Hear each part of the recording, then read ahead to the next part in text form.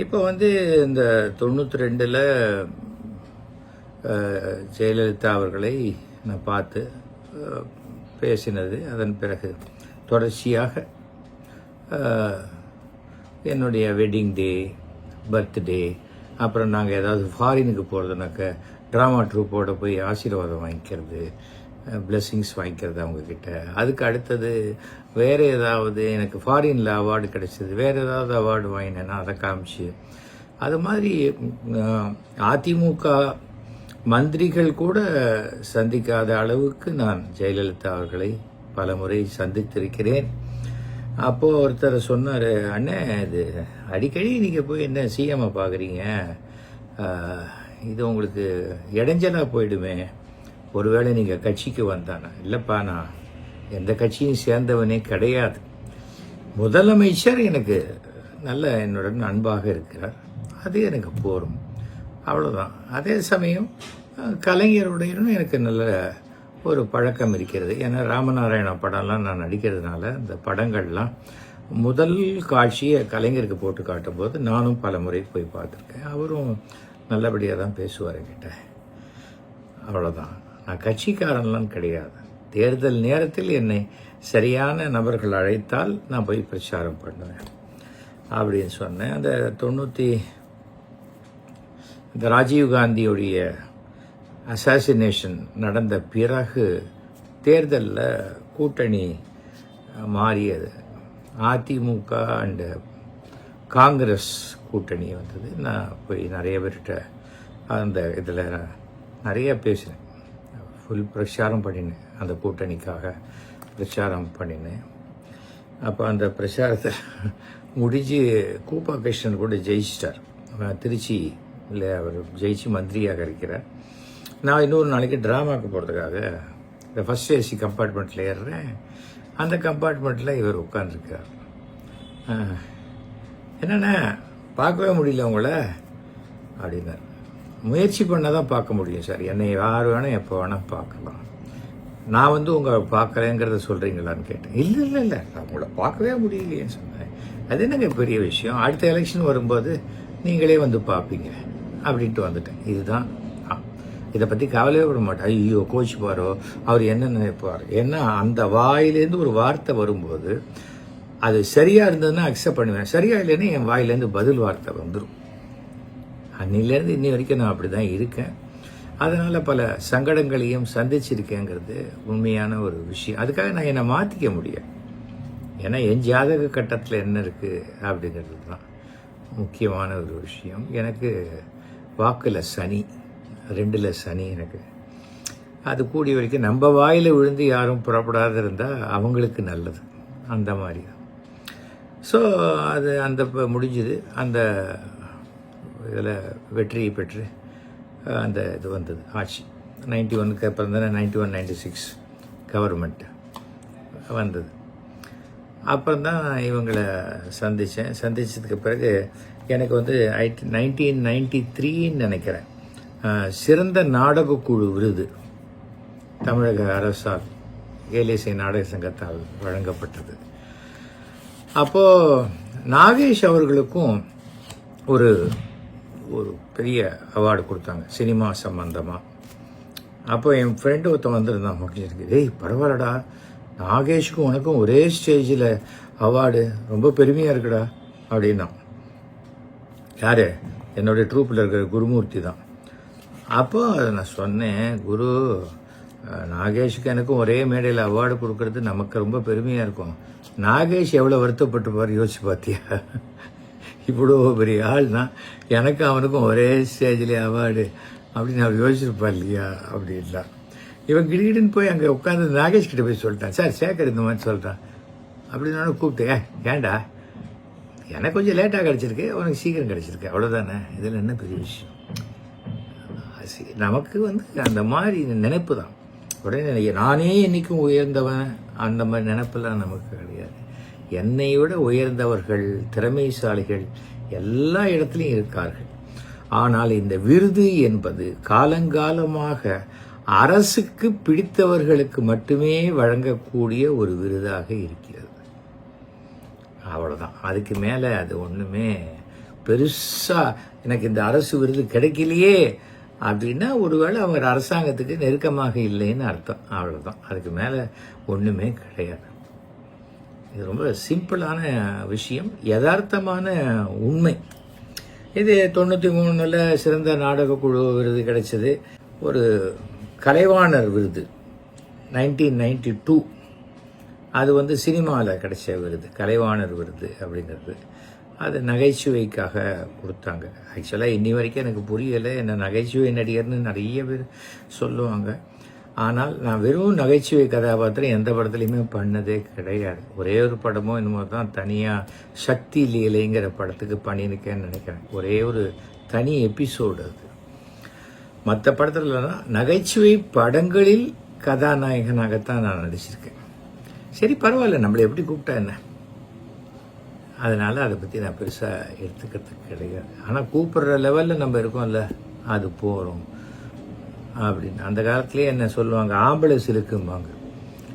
ஏன்னா சில்க் சுமிதா இல்லாத படமே வராது ஒரு காலகட்டத்தில். அந்த மாதிரி எஸ் வி சேகர் பேரை போட்டுடணும் படம் பூஜைன்னா, கதையெல்லாம் அப்புறம் சொல்லிக்கலாம், அப்புறம் அவர்கிட்ட பர்மிஷன் வாங்கிக்கலாங்கிற மாதிரி அப்படி இருந்த காலகட்டம் அது. எல்லாருக்குமே ஒரு ஏற்றம் வரும், அங்கே இருப்பாங்க, அப்புறம் கொஞ்சம் இறக்கம் வரும். எனக்கு ஆரம்பத்திலிருந்தே சினிமா என்னுடைய தொழிலாக வச்சுக்கவே இல்லை. சரி, வந்தது பண்ணுவோம், அதை நாடகத்தை ப்ரமோட் பண்ணுறதுக்கு உண்டான ஒரு இடமா தான் வச்சுக்கிட்டேன். அதனால தான் இன்று வரை நான் ஒரு நாடகக்காரன் அப்படிங்கிறதுல எனக்கு பெருமை. இப்போவும் மாதம் 3 ட்ராமா போட்டுட்ருக்கேன், 2 ட்ராமா போடுறேன், 4 ட்ராமா போடுறேன். போகிறேன். எனக்கு 50 வருஷத்தில் 7000 நாடகம் வேறு யாருமே போடலை. அந்த வாய்ப்பை கொடுத்த கடவுளுக்கு என்னுடைய நன்றி. வெறும் நாடகம் மட்டும் போட்டால் போகாது, நாடகத்தை ஹவுஸ்ஃபுல்லாகவும் ஆக்கக்கூடிய ரசிகர்களுக்கும் என்னுடைய மனமார்ந்த நன்றி.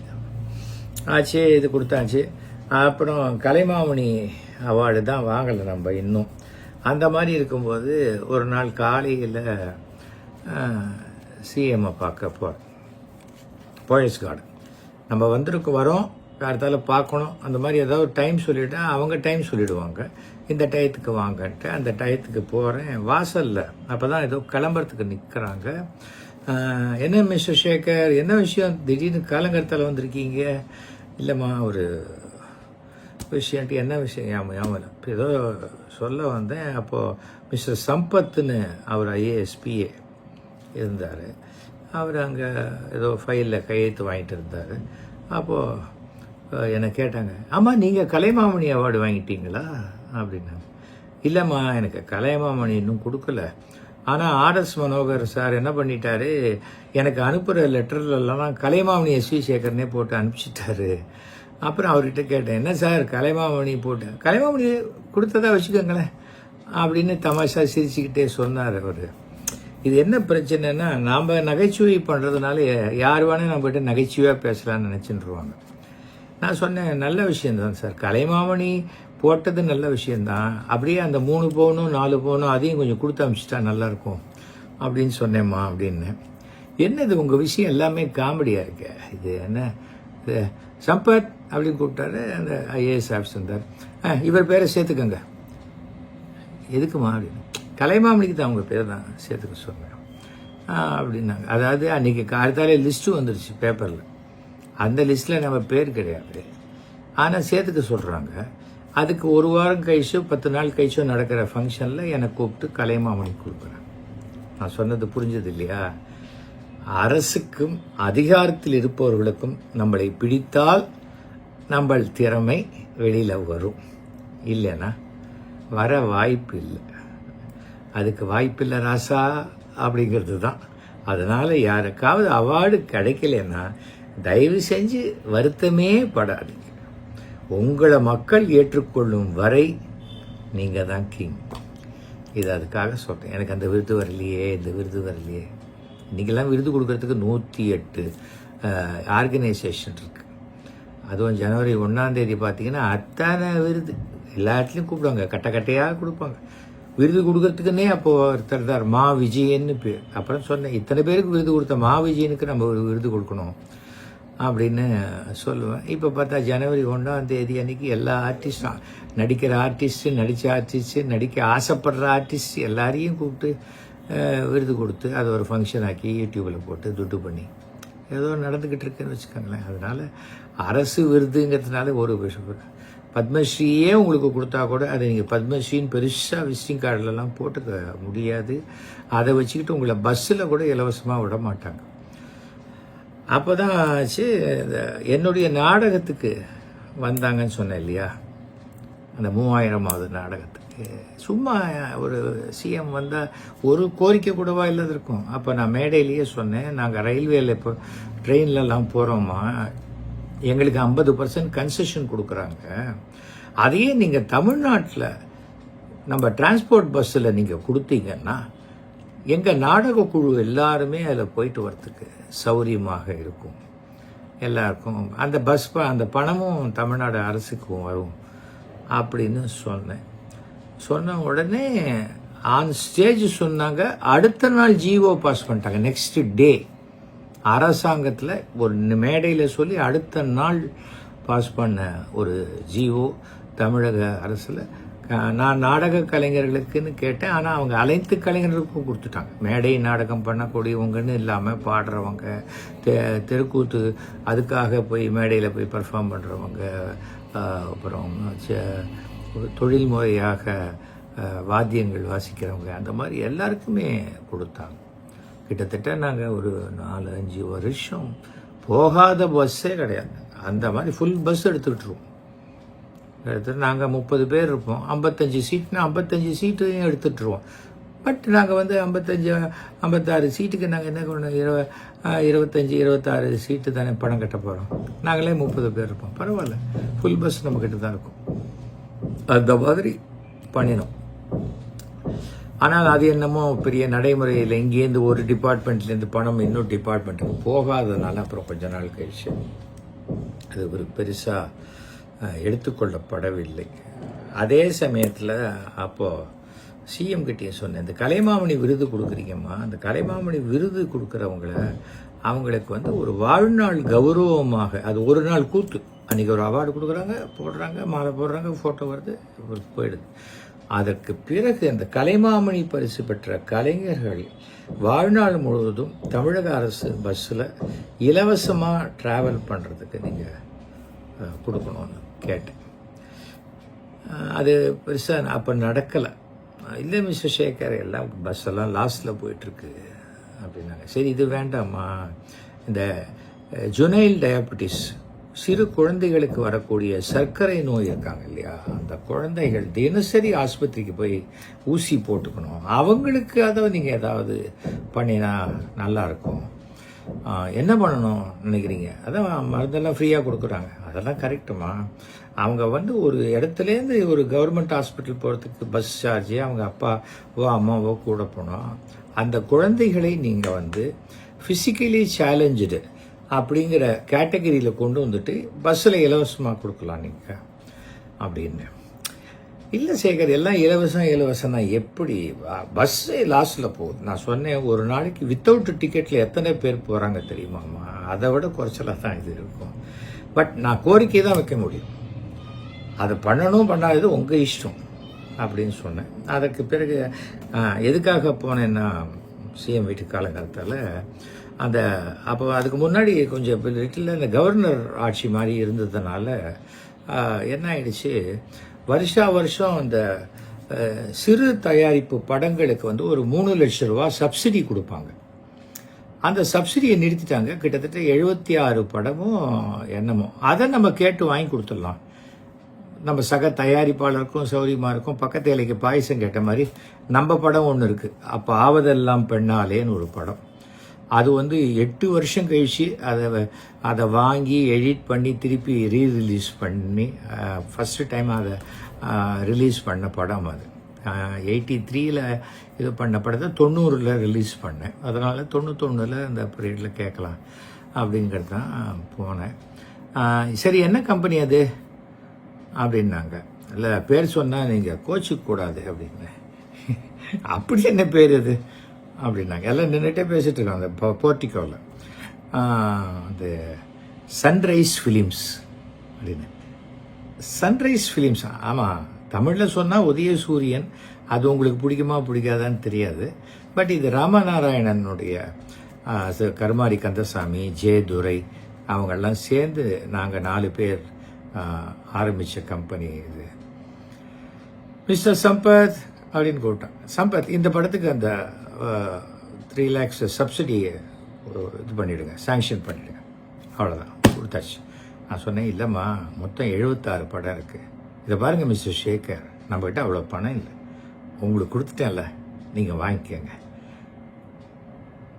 அது இல்லை. அப்புறம் வேறு என்ன அப்படின்னா தான் அப்புறம் தான் அந்த கலைமாமணி மேட்ரு வந்தது. அந்த சொன்னாங்க, அதுக்கு மட்டும் கலைமாமணியும் கொடுத்து ஃபங்க்ஷனுக்கு போனால் ஆச்சரியம், பேரே லிஸ்ட்லேயே வெங்கடா வரான் அப்படின்னு சொல்லி. ஆனால் பார்த்தீங்கன்னா நமக்கு அந்த 2வது ரோவில் எஸ்வி சேகர்னு போட்டு சீட்டு போட்டிருக்கு.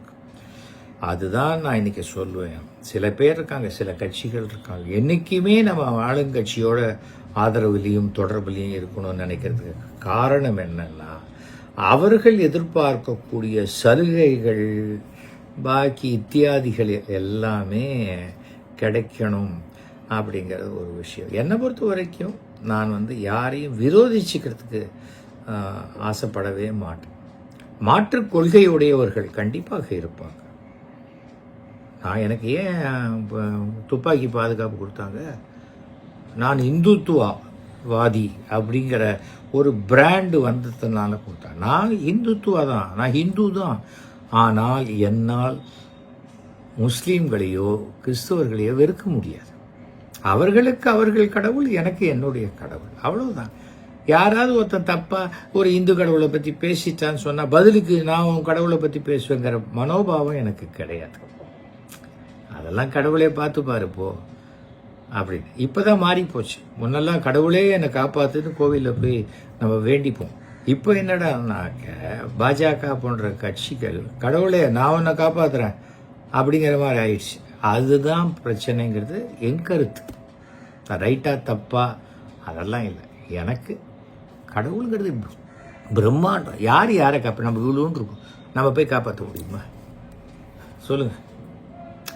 ஒரு எறும்பு என்ன பண்ணிச்சு, ஒரு காட்டில் இருக்கும்போது ஒரு ராஜா படுத்துட்ருக்கார். அந்த கேப்பில் லஞ்சு முடிஞ்சு ஒரு சின்ன ரெஸ்ட் எடுக்கும்போது அப்போது ஒரு பாம்பு அந்த ராஜா காலை கொத்த வரும்போது எறும்பு என்ன பண்ணிட்டு டக்குன்னு ராஜா காலை கடிச்சிருச்சு. சுருக்குன்னு டக்குன்னு காலை நகர்த்திட்டார், பாம்பு கொத்திச்சு. ஆனால் காலில் படலை. அதுக்குள்ளே அந்த சத்தத்தை கேட்டு பக்கத்தில் இருந்த ராஜாவே தூங்குறாரு, நம்ம தூங்கினா என்ன நினைக்கிறவங்க தானே அடுத்த மந்திரிகள்லாம். உடனே அவங்க அதுக்குள்ளே மூச்சுட்டு ராஜாவை விட அவங்க மூச்சிட்டு இருக்காங்க மாதிரி காட்சி. டக்குன்னு பாம்பை வெட்டி கொண்டுட்டு, ராஜா காப்பாற்றிட்டோம், ராஜா காப்பாற்றிட்டோம் அப்படிங்கிற மாதிரி எல்லாம் சொல்கிறக்க அந்த மாதிரி சொன்னார்.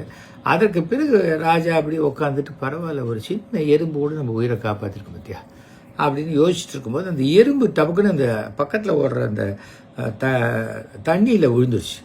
உடனே ராஜா குனிஞ்சு அந்த பள்ளத்தில் ஒரு அரச இலையை எடுத்து அந்த தண்ணிக்குள்ளே விட்டு அந்த எறும்பை காப்பாற்றுறாரு. அப்போது அந்த துணை மந்திரி அங்கே இருக்கிறவங்கெல்லாம் ராஜா, நாட்டுக்கே நீங்கள் ராஜா, உங்களை நம்பி எத்தனையோ லட்சக்கணக்கான மக்கள் இருக்காங்க, அப்படி இருந்தும் நீங்கள் இந்த எறும்பை காப்பாற்றுறதுல உங்கள் முயற்சி அப்படியே புல்லரிக்குது ராஜா அப்படின்னாங்க. அந்த காலத்தில் ரீல்ஸ் எல்லாம் இல்லைன்னா எடுத்து போட்டிருப்பாங்கன்னு வச்சுக்கோங்களேன். ரீல்ஸ் இல்லை. உடனே ராஜா சொன்னார், நீ சொன்னியே அந்த எறும்பு தான் பல லட்சக்கான மக்கள் கொண்டாடக்கூடிய உங்கள் ராஜாவை காப்பாற்றிருக்கு. அப்போ என்றைக்குமே அந்த பதில் மரியாதையை நாம் செய்யணும்னு சொன்னார். அவ்வளோதான். நமக்கு என்றைக்குமே அதுதான். ஒருவரினிடம் அன்பு காமித்தால் அதை விட அன்பு காமிச்சிட்டு. ஆனால் அவர் வெறுக்கிறாரு தெரிஞ்சா நானும் என்னோட வெறுப்பை கொட்டிக்கிட்டே இருக்க மாட்டேன். சமுதாயத்துக்கு கேடு விளைவிக்கக்கூடிய ஒரு சம்பவத்தை செய்யக்கூடிய ஒரு ஆளாக இருந்தால் அதை நான் சொல்லிக்கிட்டு தான் இருப்பேன். அது என்னுடைய நேச்சர். அந்த மாதிரியாக நமக்கு இந்த வரிசையான இந்த அவார்டு மரியாதைகள் எல்லாமே கிடைச்சிது. 96, 95 வரைக்கும் எல்லா எக்ஸிபிஷனில் நான் போடாத ட்ராமா கிடையாது. முதலமைச்சரால் பாராட்டப்பட்ட நடிகர் எஸ்வி சேகர் நடிக்கும் பெரிய தம்பி, சின்ன மாப்பிள்ளை, பெரிய மாப்பிள்ளை அப்படிங்கிறதெல்லாம் போட்டாங்க. போடும்போது அதுக்குள்ளே சுதாகரன், வளர்ப்பு மகன் சுதாகரன் அவர்களுடைய திருமணம். அதுக்கு முன்னாடி என்ன ஆயிடுச்சு, ஆனந்த விடலில் ஏதோ ஒரு ஆர்டிக்கலில் முதலமைச்சருடைய தத்துப்பிள்ளை எஸ்வி சேகர் வந்து அவர் அவங்க ஆரம்பிக்கிற டிவியை பார்த்து பாருனாங்க. அதுதான் அதை எப்படி பார்த்துக்கிட்டேன்னு சொன்னேன். அவ்வளோதான் அதெல்லாம் பார்த்துக்க முடியாதுன்ட்டேன். நம்மளால் நமக்கு ஃபுல் ஃப்ரீடம் இல்லைன்னா எந்த இடத்துலையும் நம்ம வேலை செய்ய மாட்டோம். நீ தான் தலைவன், உனக்கு மேலே ஒருத்தன் உட்காந்து குட்டிக்கினே இருப்பான்னா அது எனக்கு வராது. நம்ம என்ன பண்ண முடியும்? கடகராசி, சிம்ம லக்னம், அது வேலையை தான் காட்டுன்னு வச்சுக்கோங்களேன். அதனால இதுவாச்சு. அப்போது அப்படி கொஞ்சம் கொஞ்சமாக அப்படி நம்மளை அவாய்ட் பண்ணுறாங்க. சிஎம் அவாய்ட் பண்ணல, ஜெயலலிதா அவாய்ட் பண்ணல, அவர் 2 சகோதரியை போன்றவர். ஆனால் அந்த சுற்றி இருக்கிற குழு இவன் உள்ளே வந்தால் கொஞ்சம் டேஞ்சர் ஆச்சுப்பா அப்படிங்கிற மாதிரியே அவங்க அவாய்ட் பண்ணிகிட்டே வந்தாங்க. சுதாகரன் கல்யாணம் இங்கே தானே பக்கத்தில் நடந்தது. ஐ திங்க் எம்ஏஎம் இந்த ராஜா அரண்மனையில் தான் நடந்ததுன்னு நினைக்கிறேன். அது பக்கத்தில் எம்ஆர்சி நகரில். பத்திரிக்கை எனக்கு வரல.